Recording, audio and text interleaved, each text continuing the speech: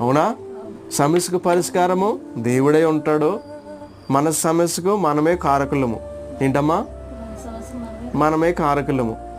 దేవుడు నా ప్రార్థన జవాబు ఇవ్వట్లేదు అనుకో, సమస్య నా దగ్గర ఉందని తెలుసుకోవాలి. ఏం చేయాలి?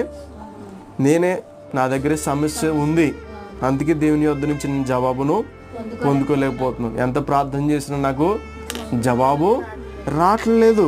అందుకే దేవుడు ఇక్కడ చెప్తున్నటువంటి మాటలు ఏంటంటే, మన పాపాలు మన దోషాలు ఏంటి? మన పాపాలు మన దోషాలు దేవునిక ముఖమునకు అడ్డుగా మరుగుగా వచ్చేసి అంట. ఎలా వచ్చాయి?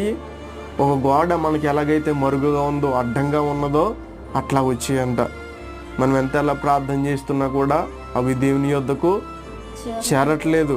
ఆయనకు వినబడకుండా చేస్తున్నటువంటి మన పాపాలు మన దోషాలు ఎట్లా ఉన్నాయి?